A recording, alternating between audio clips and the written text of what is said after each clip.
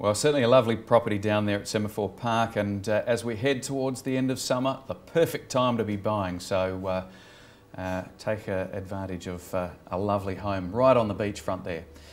Just a quick reminder, you can see the balance of that interview with Anthony and Tom Panos on tompanos.com.au. And still in the studio with me at the moment is Mark Lewis, Executive Chairman of Bernie Lewis. Mark, we've got some email questions. Okay. One for you. And probably you get asked this all the time, but this is from a lady by the name of Renee, and she's looking to buy her first home. What is the best advice you can give her as a first home buyer and to help her break into the market? Look, buying your first home is probably the most difficult leap for most people, because saving the deposit is difficult, particularly if you're renting as well with all the other living expenses. And then, you know, just getting into the market. You know, once you're in the market, it's reasonably easy to stay there. But getting in, look, there are a lot more options now than there used to be sort of 10, 20 years ago.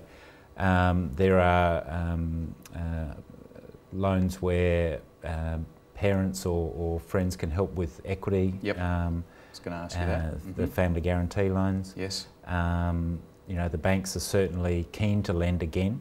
Are they lending a little bit more than they certainly the loan to value ratios, the maximums that they'll go to are a lot higher. Yep. So that therefore less deposit required. Certainly if you're building a home at the moment, there's plenty of incentives out there to construct a home. Yes. From the government. Yep.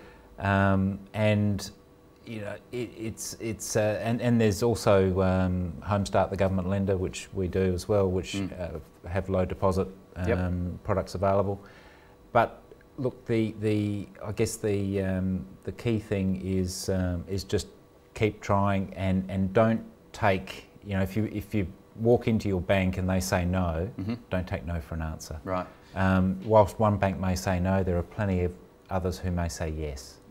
Which brings you to the point that whether it's go to a mortgage broker or do the research. There's plenty of research tools online now. We become a one-stop shop, I guess, rather than having to go and visit bank 1, 2, 3. And all too often I see people, I can't get my bank won't lend money to me, and you know, we have a look at it and we've got half a dozen who will. So, but the big thing is don't overcommit yourself, and particularly with rates so low at the moment, you know, rates will go up. So either lock in your rate, one of those great 3-year fixed rates or 2-year fixed rates, but always make sure you budget to not borrow more than you can afford, and only you can answer that question, not the bank.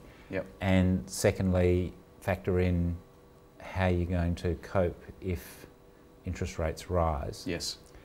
And probably thirdly, the people who get into mortgage stress and who end up defaulting on their loans, it's not because when they took out the loan in the first place, it's the loans they took out subsequent. Right.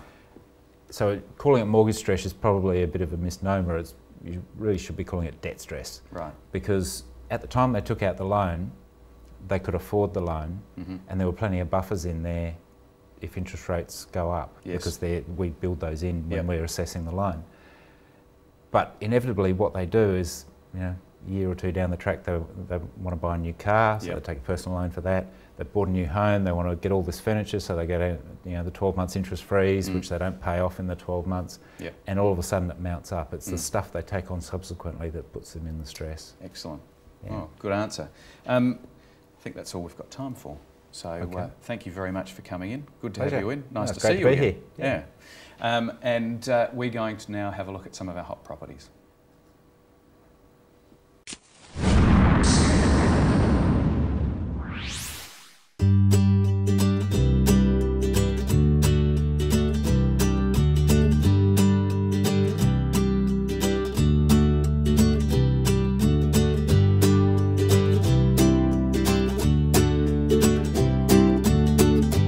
Well, that's all we have time for on today's show. Make sure you take advantage of the great weather that we have over the weekend and go to the Clipsal, check out a fringe show, or even come to one of our open inspections.